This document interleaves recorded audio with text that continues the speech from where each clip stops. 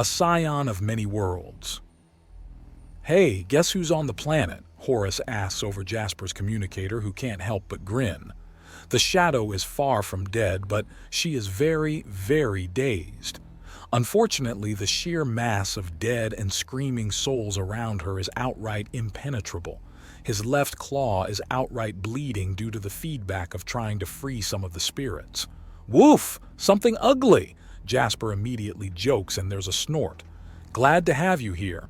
What was the range on that shot?" 28 kilometers, angled slightly upwards. Wanted to make sure I didn't boil the oceans.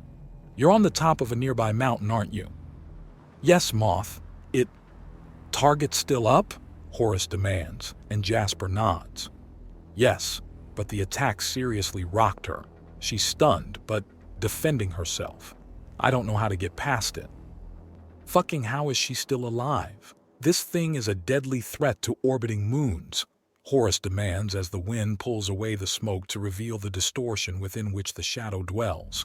She's redefined the term human shield and has armored herself with the souls of the dead.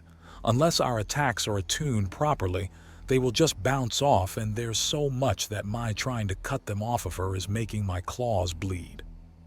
Jasper notes as more chunks of the dead city rise up out of the brackish water below to replace the ones that Horus had burnt away into smoke. "Huh. So war crime canon or not, we're still at totally fucked?" Horus asks, and Jasper shrugs in response. "One more impossible thing to pull out of my ass. Compared to the fucking list I've already gone through, this is in the bag. Besides, I've already got an idea, I'm just running the numbers on how to get it to work." "Ah, cool, what do I do to help?" Horus asks eagerly. "Just keep firing," Jasper says, and there's another lance of gamma-saturated light that slams into the shadow. "I need to triangulate your location so I can make some use out of things. You don't have to hit every shot, though. I just need to know where you are without a doubt." "What's the plan?" Horus asks as he lets off another blast to melt off the next few chunks of the city. "I'm going to give you a target to shoot through. If I'm right, it should saturate the beam with the right kinds of energies to cause real damage," Jasper explains as another shot goes off. It says a lot about how focused he is, in that the explosion caused by a massive chunk of masonry going from solid to a gas instantly barely phases him. He's still running the numbers with Horus, keeping her at bay when things shift again. The explosion is simply aborted as it strikes the next part of masonry. Shadowy entities are crawling over this one, and the shield of souls spreads over the masonry. "Got those calculations done yet, nerd boy?" Horus asks, and Jasper can hear a slight waver. Knowing that a weapon you thought was unstoppable is useless is damn disconcerting. "Yes," Jasper says, and casts a distortion into the air. He traces it with radiation on the visible spectrum, so it's nice and easy too. The next beam goes through the very center of the distortion to slam into the shadow.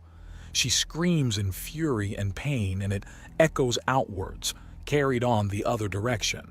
He keeps the array up, and another beam lances through it, but she's shifted to the side in a dodge, and the sheer concussive force of the grazer blast blows away the remaining smoke.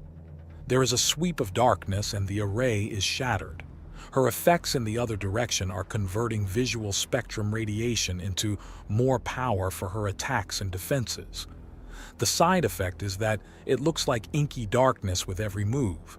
He tries to put up another, but she shatters it preemptively. Smart opponents are awful to deal with. That's for certain. There is another blast, and she starts to race towards the direction, but thankfully Jasper does have an answer for that.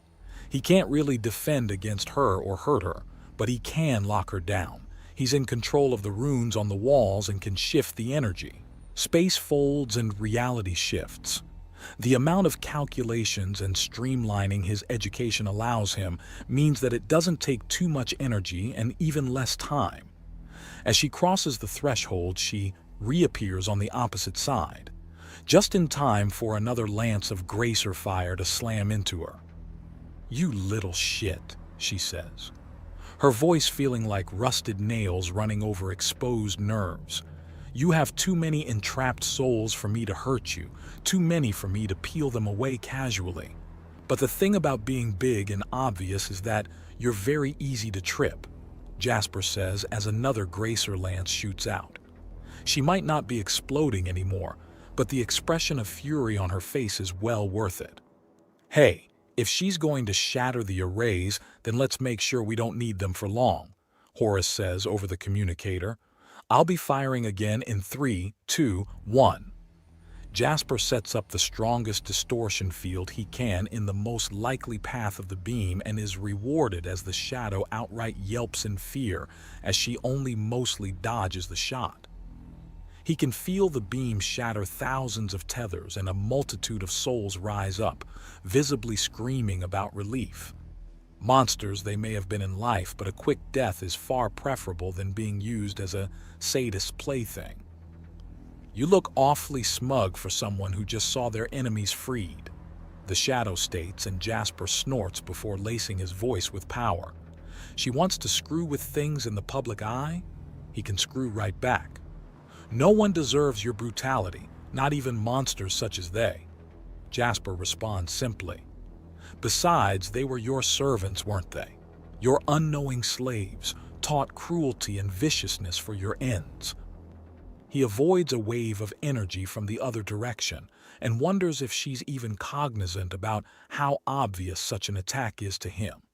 It slips through the folded space and comes back around, and he nods to himself. That makes sense. She doesn't care, he can see it coming from a mile off. She's trying to find some way to force him to take it. Make him protect the looped field or the people beyond it by getting past it. Not bad. "Tell me," he says out of both genuine curiosity and to distract as he keeps staring into the other direction to try and find a chink in her armor. "How long would the slaver empire have survived without you? How long? How long?" she demands before shooting down to avoid a blast that Jasper puts a field up in order to give it some real teeth. She doesn't stop and slams into the water. Jasper can feel the energy screaming out. "This is going to be bad. Do we have further reinforcements?" Jasper asks, as the water darkens further and further. He then feels the energy build up and he dodges away from a sudden burst of energy from the other direction. She's trying to outright rip out his soul. Then there is an entire cacophony of dark blasts, and as he dodges, he finds himself between them. So he instead fortifies himself and feels the energy. It pushes at him and rocks at him, but he can keep his tethers safe. "Are you all right?" "I'm fine, but she did manage to corner me. She's fighting smarter and smarter, and we need a new..." Jasper is cut off as the waters far below erupt as a geyser, and even as he dodges out of the way, his eyes roll. Normally impossible with compound eyes, but he's already figured out that if you shift your focus and the dilation of your many eyes, you can get the same effect in both appearance and expression. "Thank you for not boiling me alive by firing into that," Jasper says into his communicator. "I'm not stupid, little brother. I came here to rescue you, not give you the lobster pot treatment." Horus returns as the water still falls. "Woman wants her drama? Too bad," the brothers are speaking. "By the way, how are you making it so she's stuck in there with you but I can still peg her?"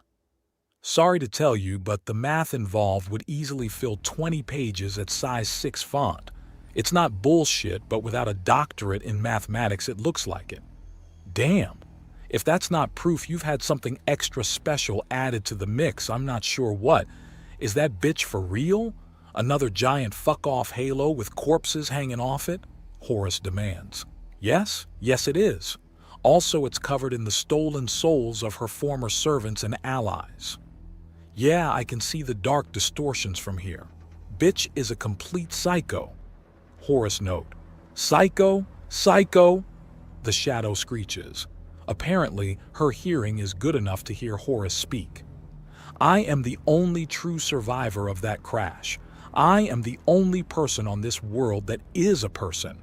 Everything else is an increasingly worthless clone." "I disagree." Jasper says, even as he dodges the next attack. It's an explosion that then erupts into strange bands of dark power. Their disruption to light itself means that he can pick them out with trivial ease even behind his back as he dodges, dips, weaves, and spins away from trouble. The Shadow's new form is immense. A gigantic statue made of shattered buildings backed by a halo of further buildings to serve as the lattice upon which the corpses of the entire city hang. She's bigger than any of the palaces and, clearly, obviously, compensating for something. Horus and Jasper say at the same time, and they laugh even as several Gracer beams slam into the gigantic, but thankfully mostly dry form. A high-pressure steam bath is not something Jasper needs. The last one stays on for a bit, and as the Shadow turns to fully face Jasper, he suddenly manifests a conversion array within it, and she screams as a huge chunk is taken out of her false form. A gigantic fist moves faster than sound, and Jasper barely dodges. The sheer wake and the pressure wave of the fist rocket him upwards as he struggles to stay in control as the air itself freaks out. Enough. No more games. No more silliness. You've made yourself the living barrier between this pathetic world and me, and you have someone attacking from afar. No more. I am done toying with you. The Shadow growls out. I did not survive the crash and dwell within countless degenerating meat sacks just to die to one jumped-up moth. You are just as worthless, just as pathetic, and just as small as the degraded bags of semi-aware flesh that you call people. There isn't a single actual person on this world but me. You're not even an animal. Oh, you are plumbing whole new depths of psychological damage. Jasper notes as he blasts away from another blow, and he can feel her start grabbing at probability itself, and she suddenly shifts. Unfortunately for her, he knows the math, and as she shifts, so does he, and the miss stays as consistently big. So tell me, when did you begin to see the people of this world as worthless? When did you make such a grand sweeping generalization? Be silent, insect, the Shadow roars.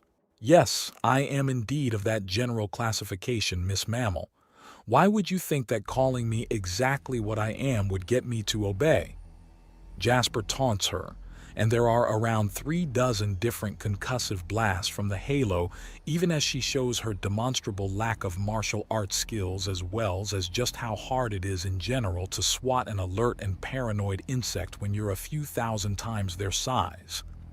Stand still, she roars. A barrage of dark orbs rush towards him. They might do something to the barrier, so he does the next best thing and nudges at one without bursting it to crash into another. The sheer strain makes his claw ache. This woman is trying to hit a housefly with a shotgun. No, you see, that would be quite suicidal. He taunts as several more Gracers begin lighting her up. However, as he alters one of the beams, it then suddenly cuts off before reaching her. That's a problem. That the Gracer beam gets returned is a bigger problem as the closed area he has. The bitch stuck in suddenly has a gigantic crisscrossing beam of light that she's constantly reabsorbing and shifting back towards the walls. Sending out a disrupting axiom pulse only causes the beam to dissipate and not actually hurt her. She's learning from him as fast as he's learning from her. This isn't working, Horus notes. Nope, which means it's thinking time, Jasper says, dipping away from another swing. Why haven't you left that area? I could pour in more fire without you there. At this range, I can keep her distracted and well away from everyone else. Not only does this save their lives, but stops her from gathering more souls to use as additional armor. Do you think I don't know that? The Shadow demands. No, I know you know that. But the thing is, can you do anything about it? You know that if you take the time to try and pop the field keeping you contained, you know I'm going to go for the throat. You need to give me enough attention to keep me off, or you straight up die. Too bad. So sad. The Shadow lunges at him fully and hits the barrier to reappear at the opposite side of the contained area. She grabs on and turns the dive downwards and into the water. He twists and shifts out of her grip and flutters upwards again, unharmed. All the waters from below rush up to try and drown him. Drowning me, huh? Interesting. He notes as the ocean continues to fill the area as the shadow drags up more and more water.